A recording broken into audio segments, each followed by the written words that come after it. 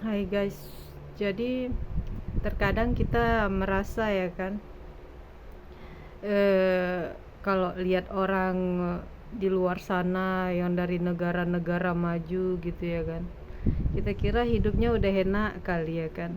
Kita kira yang datang-datang berlibur gitu kan ke negara kita ini, wisatawan dari Eropa terutama ya, kita kira mereka udah bahagia-bahagia kali hidupnya, jadi tinggal around the world gitu ya, hari tuanya tinggal keliling dunia. Jadi gini, aku pernah kan terapi waktu itu tamu dari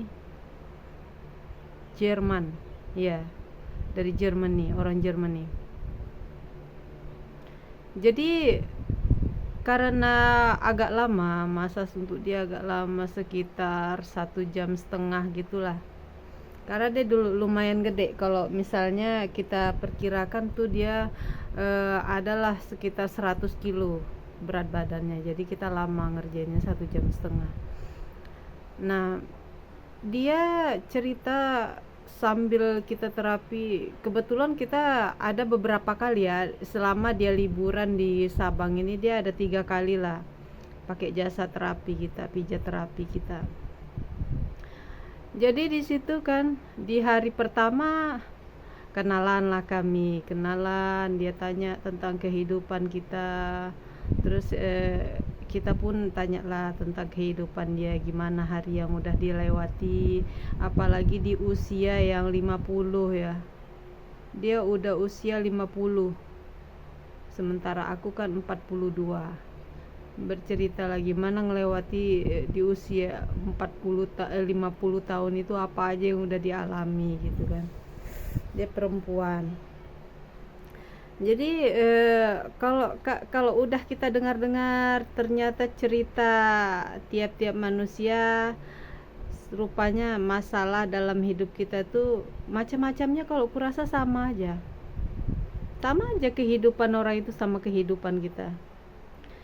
Dia ibu dari 3 anak. Anaknya perempuan 2, laki-laki 1. Yang paling tua perempuan, yang nomor 2 laki-laki, yang nomor 3 perempuan. Jadi dia cerita lah kayak mana kehidupan kau. Kalau aku ya, aku bilang lah hidup kita kayak roda berputar, kadang di bawah, kadang di atas ya kan. Kadang berjalan bagus bisnis, oke, ekonomi kita ya kan. Kalau pas bisnis kita lagi nggak oke, kita cepat-cepat mutar akal gimana gitu. Mereka gitu juga. Terus kalau kehidupan rumah tangga aku ya biasa aja. Aku banyak bersyukur punya suami. Ya kalau dibilang sempurna kali, nggak ada yang sempurna. Bahkan aku sendiri pun aku tahulah diri aku kayak mana. Bukannya perempuan baik-baik kali juga. Tapi sepanjang yang ku jalani aku bersyukur. Karena banyak kehidupan orang lebih parah dari aku. Nah, itu aja yang ku syukuri. Aku masih tetap dalam iman yang kuat sama Allah Tuhan aku. Aku tetap berusaha hidup, memperbaiki diri hari demi hari. Aku tetap belajar, nambah ilmu, nambah wawasan hari demi hari. Gitu juga cara aku membesarkan anak-anak, terus evaluasi, terus kita berpikir yang terbaik. Terkadang kalau ya lagi rasanya kayak bete, bosan, ya semua orang adalah kayak gitu ya. Jadi dia cerita juga, aku itu punya suami yang nggak bagus katanya. Dia tukang pukul katanya. Udah gitu dia juga nggak gitu rajin-rajin kali bekerja katanya. Jadi ya terkadang aku pun harus cari kerja part time untuk nambah-nambah kebutuhan keluarga di rumah. Aku bilang kayaknya sama aja ya kan, masalah hidup berumah tangga kayak gitu. Udah gitu dia cerita bapaknya, dia punya bapak yang bagus katanya. Dia ceritai bapaknya tuh nggak pernah mau nyusahin anak-anaknya selagi dia bisa ngerjain sendiri, dikerjainnya sendiri. Dia nggak pernah minta tolong kami. Tapi kalau kami tengok cepat-cepatlah kami kerjain. Kalau kami tengok ada sesuatu yang salah, yang nantinya bakalan nanti ayah kami susah ngerjainnya, cepet-cepet kami ngerjain. Jadi aku 3 bersaudara, katanya. Abang aku 2, aku perempuan 1 paling kecil, katanya. Abang aku yang 1 baik, katanya. Abang aku yang 1 lagi nggak baik, tukang pukul juga, istrinya kena pukul, katanya. Bahkan kalau kita nasihati, kalau kayak aku suka ngingatin atau nasihati abang aku itu, aku sendiri pun mau dipukulnya, gitu. Cerita kayak gitu. Jadi di Jerman sendiri bukan cuma 1 ya pasien kami yang dari Jerman, terus kita ngobrol, terus kita cerita-cerita kayak mana kondisi di negara dia, terus kayak mana kita cerita juga kondisi di negara kita, udah gitu budayanya. Nah, hampir rata orang Jerman bilang cerita itu kalau sekarang kondisi di Jerman pun lagi nggak baik-baik aja. Negaranya lebih memfasilitasi atau lebih meningkatkan pelayanan untuk orang-orang asing, katanya. Jadi banyak kali orang-orang asing yang datang ke negara dia untuk kerja. Contohnya orang-orang dari Turki, orang-orang dari negara-negara lain lah gitu, negara-negara yang dekat dengan negara dia, dari Pakistan katanya gitu, dari India katanya. Sementara kami masyarakatnya sendiri nggak begitu didukung katanya gitu kan. Kenapa gitu kan? Contohnya kalau kayak perusahaan-perusahaan yang dulunya berdiri di negara kami gitu kan, beroperasi di negara kami, sekarang udah mulai 1 persatu angkat kaki dari Jerman. Kenapa? Karena pajak yang ditetapkan negara kami, pemerintah kami terlalu tinggi. Orang itu nggak sanggup katanya, nggak sanggup membayar pajak, nggak sanggup nanti bayar gaji kami katanya gitu kan. Hingga orang itu milih negara lain untuk buka bisnisnya atau untuk buka perusahaannya katanya. Ya kalau yang aku tengok-tengok di Indonesia nih sama juga ya kan. Banyak pabrik, banyak perusahaan yang tutup. Karena apa? Karena pemerintah kita bajingan kali. Kenapa aku udah bilang bajingan? Ya kalian cari aja lah informasi-informasinya. Contohnya pabrik-pabrik apa aja yang udah tutup dan kena apa tutup. Karena pajak yang terlalu tinggi, dan bajingannya petugas-petugas pajak ini tadi pun nanti melebih-lebihkan, atau nanti sesuka hatinya aja gitu netapin pajak yang harus dibayar bersekian-sekian. Sementara pajak yang ditagihnya itu belum tentu disetorkannya semua ke negara kita. Nah, itulah bajingannya. Jadi yang ditarik kesimpulannya seperti kehidupan kita di Indonesia ini dan di negara sana kurang-kurang lebih serupa. Tingkat kejahatan ya lebih tinggi di sana. Kenapa lebih tinggi di sana? Manusia-manusia di sana tuh lebih kasar, guys. Lebih kasar, lebih berani berbuat kejahatan itu tadi, membunuh, mencopet, atau bahkan merampok rumah gitu kan.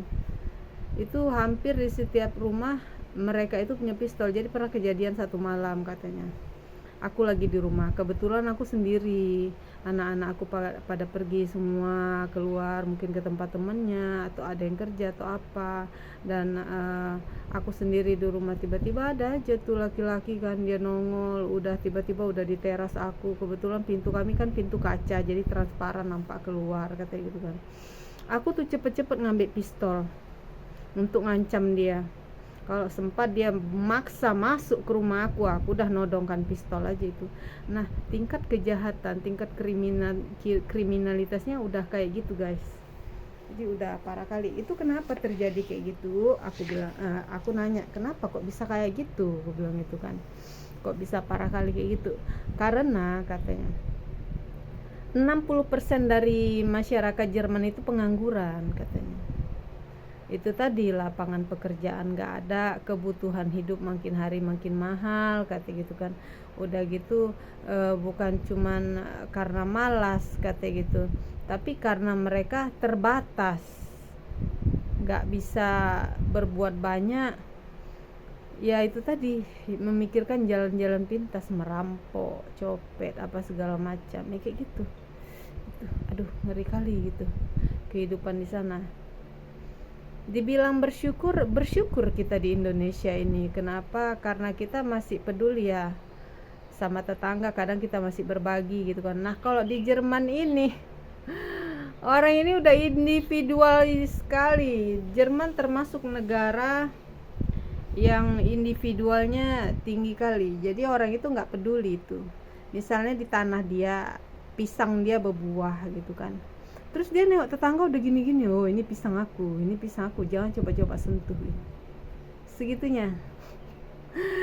Kalau di negara kita ini nggak lah gitu-gitu amat ya. Kadang-kadang tahu nampak kita pisang kita, oh bentar lagi kita mau panen, tahu kita mau bagi-bagi gitu kan, oh ini nanti aku bagi. Nggak pernah kita masyarakat kita tuh nggak pernah kayak tamak, walaupun ya itu tanah dia sendiri, dia nanam di tempat dia sendiri gitu kan. Dia buah itu nggak dinikmatinya sendiri. Bahkan mereka cerita sama aku kan, kadang-kadang kami iri lihat manusia-manusia di sini gitu kan. Kalian tengoklah kata itu tuh, aduh waktu itu di depan kami kan, karena kami ngusik itu di depan laut gitu ya, jadi nampaklah segerombolan anak-anak lajang 5 orang gitu kan. Orang itu mandi di laut tapi sambil bercanda kika kiki gitu, begelot gitu bahasanya kan. Orang itu tertegun gitu nih, kok bisa kayak gitu ya manusia-manusia ini gitu kan. Sebenarnya mereka kepingin gitu. Nah jadi coba kalian lihat aja kami kalau mandi laut, snorkeling atau diving ya kami sibuk nengok lautnya, sibuk dengan ikan-ikannya gitu kan. Kami kayak nggak ada gitu kata-kata bercandaan yang keluar kayak kalian tuh sampai kalian bisa jadi ketawa terpingkal-pingkal gitu. Kami jarang kali kayak gitu kata. Ya kami berkawan juga, tapi kawan aku nggak banyak, kawan aku cuma 2 orang katanya. Kawan kerja satu lagi tetangga aku katanya. Itu aja, karena nggak mudah bagi kami untuk menjalin pertemanan di negara kami itu kayak gitu kan. Banyak kan orang udah sibuk dengan hidupnya sendiri. Kalau Jerman ya nanti kita cerita kalau pasien-pasien dari negara lain tuh kayak mana lagi, nanti aku ceritain. Ini khusus di cerita untuk yang Jerman. Nah jadi bukan sekali 2 kali, waktu itu ada kami dapat pasien orang Jerman juga, tapi dia produsen propolis. Jadi rumahnya itu agak di pedesaan, di perbukitan gitu kan. Nah dia sendiri usahanya ternak madu gitu kan, propolis. Abis itu dia juga kuda ya, ngidupin beberapa kuda, terus dia berkuda, dia juga hidup berburu gitu kan. Kami heran kali sama dia waktu itu. 6 hari dia nginap di penginapan, 6 hari kami dipanggilin untuk terapi dia. Dia ada berempat waktu itu. Kebetulan 1 orang temennya memang udah nikah sama orang Indonesia, and then dia punya penginapan di Jawa, dia punya penginapan di Denpasar, Bali gitu kan. Nah jadi dia datang di Sabang ini bawa teman-temannya, bawa liburan gitu, yuk ada nih di tempat di Indonesia tuh, bukan cuman Bali gitu kan, main ke Sabang gitu. Itulah dia bawa. Yang herannya kami gitu kan, 6 hari. 1 orang ini 6 malam tuh berturut-turut dia kusuk. Kalau temennya enggak, kadang-kadang temennya malam ini kusuk, besok enggak, malamnya lagi nanti kusuk gitu kan. Jadi enggak dor tiap malam kayak dia. Jadi kami heran, tanya lah, ngapain kau kusuk tiap malam? Apa sih, capek kali kau rupanya. Kita pakai bahasa dia tentunya, bahasa Inggris. Iyalah, aku kan diving, lagian walaupun aku nggak ngapa-ngapain, kalau aku nggak ngusuk di sini rugi katanya. Begitu aku dikusuk enak kali tidur aku malam, padahal aku tiap malam payah kali tidur katanya. Kalau udah dikusuk rasanya sendi-sendi aku tuh enak kali rasanya. Yang biasanya tuh nanti adalah pegas sana, adalah pegas sini. Loh, kau kan punya propolis, kami bilang gitu kan. kau kan punya madu, tentunya kau bisa pakai itu. Ya, iya, tapi ya itu tadi ya lama-lama bosan gitu kan. Sementara dia tuh suka kali makan daging karena dia berburu kan. Otomatis kolesterol asam urat lah itu ya. Jadi oh iya, jadi aku kasih tahu sama dia ya, propolis itu sebelum kau makan daging ya kau minum propolis dulu, gitu caranya gitu kan. Sebelum kau mau konsumsi makanan-makanan yang agak-agak berat diolah tubuh, kau propolis dulu atau buah dulu. Iya, aku makan tomat 1 kilo katanya. Cuman enak ya, nanti aku buat kayak gitu katanya. Jadi waktu itu kan dia sempat bilang, kau tahu nggak harga kusuk di negara aku katanya itu per jamnya 2.500.000. Sekitar, iya enggak 1 juta berapa gitu kan. Jadi kalau dia ambil 1,5 jam itu jadi 2.500.000. 2.500.000 tuh 1,5 jam. Sementara dia sama kita 1,5 jam tuh cuma 450.000 dia bilang. Bagus aku kusuk tiap malam katanya gitu kan. Kalau dikalikan 6 baru berapa katanya. Sementara nanti aku kok udah pulang ke negara aku sendiri belum tentu aku mau pergi berkusuk katanya. Karena aku jauh dari rumah aku katanya, itu kan di kota-kota katanya gitu. Kayak gitu. Jadi sama kayak yang dibilang perempuannya aku kusuk yang udah umur 50 tahun, dia juga bilang kayak gitu. Kenapa waktu itu seminggu ya dia nginep di Sabang ini, dia di seminggu itu dia minta 3 kali dia terapi gitu. Udah gitu ada satu lagi orang Jerman juga, dia masih muda, masih lajang, umur 22. Dia pun ngomong kayak gitu juga. Sekarang aku harus ke negara lain untuk kerja katanya gitu. Nggak bisa kerja di negara aku tuh, gajinya kecil kali, udah gitu parah kali, nggak ada kayak kesehatannya. Aku pernah kerja di pabrik plastik katanya. Oh kau tahu kan itu bahannya kimia semua katanya. Sementara aku kerja itu kadang-kadang pakai masker, kadang-kadang enggak katanya. Kalau kita pakai masker atau pakai safety itu kita kesulitan bekerja katanya. Sementara kalau kita nggak pakai ya kesehatan kita yang nggak bagus gitu. Aku rasa aku nggak betah kali kerja di situ. Aku mau cari ke negara lain. Oke, mereka tuh terbilang enak guys. Ini aku kasih tahu ya. Untuk di Eropa, Jerman, ya kan, Belanda, Inggris atau belahan negara Eropa itu, kalau dari Jerman mau ke Belanda nggak perlu visa kalau mau kerja. Dari Jerman ke Perancis kalau mau kerja nggak perlu pakai visa juga, karena mereka cukup pegang paspor aja. Bukan kayak kita kalau mau kerja ke Malaysia kita wajib pakai permit. Kita kalau mau kerja ke Singapura kita harus ada permit kerja, ya kan, kemanapun lah negara Asia Tenggara ini. Nah beruntungnya di mereka itu, mereka nggak perlu kayak gitu.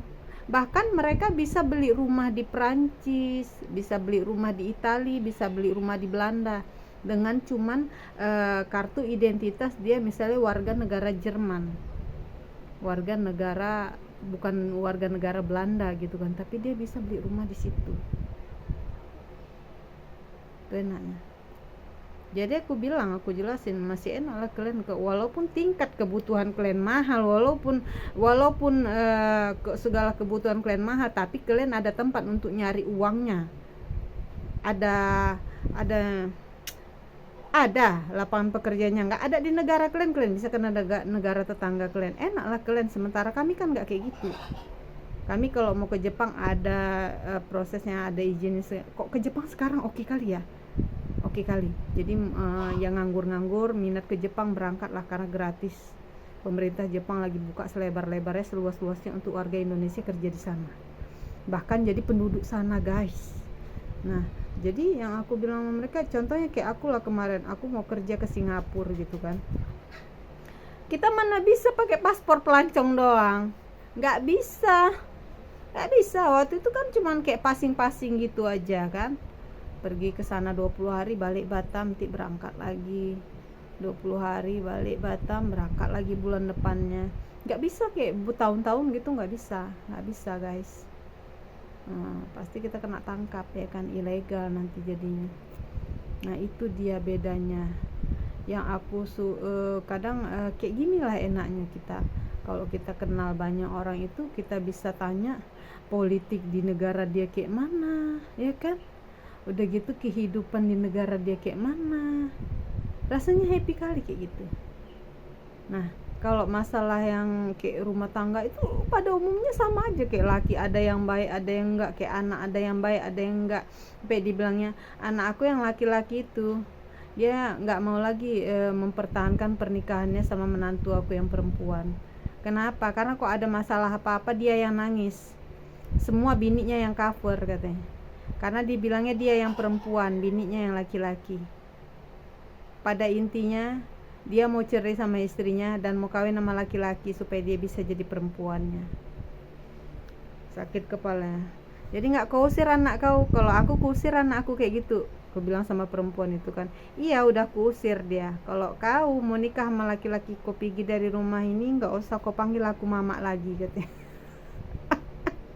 Sama, karena dia gitu, dia masih punya pandangan bahwa manusia yang normal itu berpasang-pasangan, bukan sama yang sejenis. Ada juga yang mendukung waktu itu, beberapa pelancong gitu kan, yang kami cerita-cerita soal LGBT, soal lesbi itu kan, kaum-kaum pelangi ini ada yang mendukung, ada yang memang nggak mendukung. Kebanyakan kalau yang nggak mendukung ini ya kaum-kaum tua, kalau yang dari Eropa mereka memang nggak setuju, nggak suka gitu kan. Udah nggak kodrat jadi manusia, itu bukan kodratnya manusia katanya. Jadi mereka sendiri pun ngerti gitu ya, walaupun mereka sebenarnya kok kita tanya beragama ya nggak beragama juga gitu. Nah, yang konon Indonesia ini yang beragama, banyak betul agamanya, ya kan?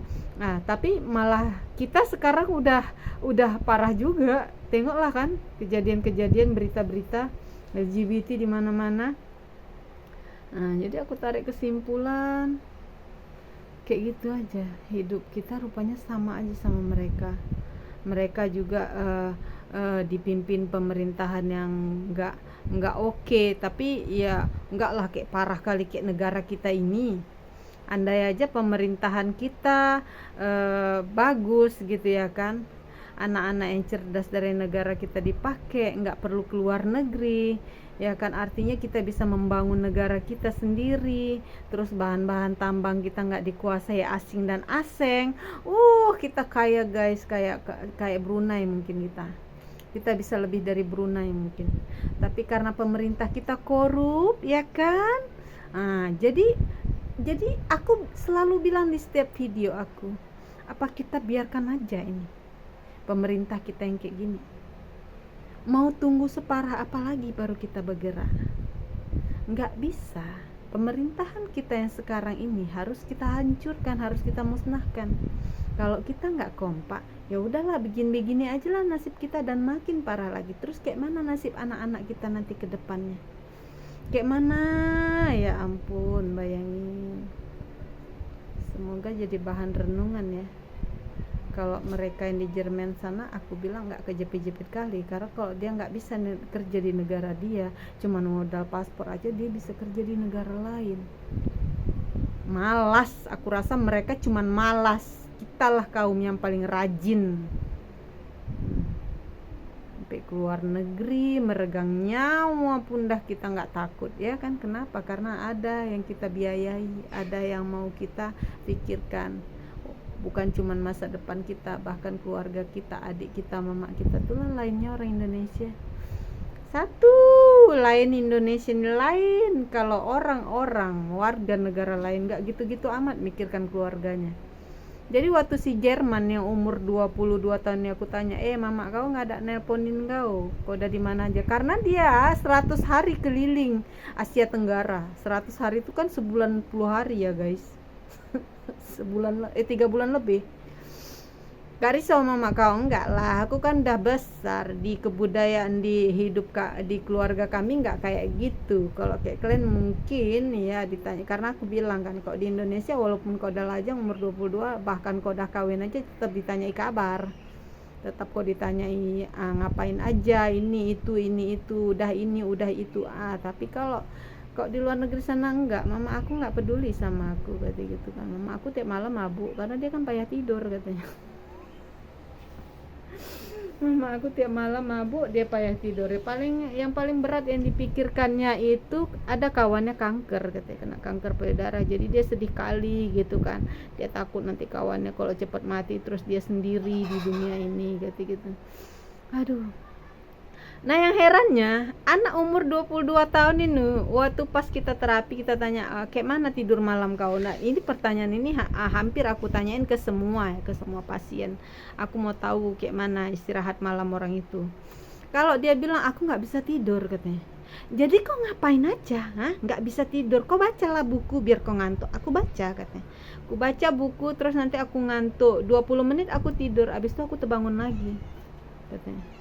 Terus nggak bisa tidur, nggak bisa katanya, makanya aku suka dikusuk. Kalau udah dikusuk ini kepala muka enak kali rasanya katanya gitu, makanya aku suka dikusuk katanya. Waktu itu dia adalah di Sabang ini sekitar 9 hari. Nah, karena dia anak lajang, dia waktu itu adalah 4 kali apa 5 kali dia minta layanan pijat dari kita. Jadi dia tanya, suami kamu kan kalau suami kamu nggak bisa bahasa Inggris ya, cuma sedikit. Jadi aku agak kurang bisa berbicara sama dia. Karena apa? Karena orang ini suka bicara gitu sama kita, suka nanya-nanya kita. Kalau kita bisa ngomong bahasa Inggris aja, semua yang mau ditanyanya sama kita. Jadi begitu aku tadi kan, jadi dibilang lah, aku kan ke Sabang ini aku mau mancing. Kau tahu aku udah sewa bot, udah beli pancing katanya. Aku udah pergi ke Pulau Rondo, aku sewa orang bawa aku ke sana katanya. Aku pergi mancing. Kau tahu katanya, udah berapa hari aku mancing, aku cuma dapat 1 ekor ikan yang besarnya cuma segini katanya. Ya udah kau makan lah, kau bakar. Bagi aku itu nggak cukup untuk dimakan manusia, aku kasih aja sama kucing. Aduh, kata orang ini, ikan-ikan di sini belum kenal sama aku katanya. Udah kau lebih lama aja lagi di sini biar kenal orang ini sama kau, ikan-ikannya pun nanti kenal sama kau. Come on katanya, aku mau pergi ke Singapura lagi, aku mau pergi ke tempat lain lagi katanya. Oke ya, kayak gitu lah kan. Kayak lucu dulu waktu pas baru-baru anak kami nyampe sini, dia pengen mancing gitu juga, kami nggak dapet, dia nggak dapet kesel. Jadi dia tanya lah sama kawannya yang waktu itu kan, anak bos kami gitu kan, kok nggak dapet ikannya bang? Ikannya belum kenal, makanya sering-sering pergi kemari katanya. Jadi nanti kalau ikannya udah kenal, dia mau diambil. Kalimatnya sama diucapin ke kami, diucapin juga ke bule itu. Kayak gitu. Iyalah, kayak gitu dia. Itu kalau cerita yang pasien-pasien dari Jerman, sebenarnya banyak yang dari Jerman ini. Ya, ceritanya beragam. Tapi aku lebih suka cerita dari yang anak muda ini tadi, yang anak muda yang umur 22 sama yang perempuan umur 50. Ya, aku berkaca gitu kan, ternyata ya mau di belahan manapun manusia hidup, permasalahannya sama, anak, suami, ya kalau nggak gitu mertua, orang tua, gitu-gitu aja gitu kan. Tapi nggak mungkin nggak ada yang baik sama kita, mungkin pasti ada kan. Walaupun dia cuma dapat temen tuh 2 orang, walaupun dia cuma punya sahabat tuh cuma 2 orang, tapi ya jadilah waktu aku sakit mereka dateng, kalau aku telepon aku ada apa-apa mereka peduli sama aku kata gitu kan. Gitu juga aku kata gitu. Ya gitulah guys. Itu cerita-cerita yang dari warga negara lain ya. Harapan kedepannya semoga kita semakin beragam di Indonesia ini, semakin banyak tamu-tamu yang mau masuk ke Indonesia, supaya mereka tahu budaya kita, supaya mereka tahu juga pemerintah kita yang bobrok, dan mereka bisa ngasih saran atau ya bukan ngasih saran, merasakan apa yang juga kita rasakan supaya mereka nggak salah paham sikap Indonesia kadang di internasional begini padahal masyarakatnya begini gitu kan. Kayak saat itu kita gabung di BOP gitu kan, jadi ada beberapa wisatawan ini, kalian ini sebenarnya gimana, mendukung Palestina apa Israel gitu kan, sementara masyarakatnya mendukung Palestina tapi kebijakan-kebijakan pemerintahnya banyak mendukung Amerika, kan menjijikkan. Jadi kayak munafik gitu kan, karena pemerintah kita ini ada kepentingan terselubung dan itu menjijikkan kali.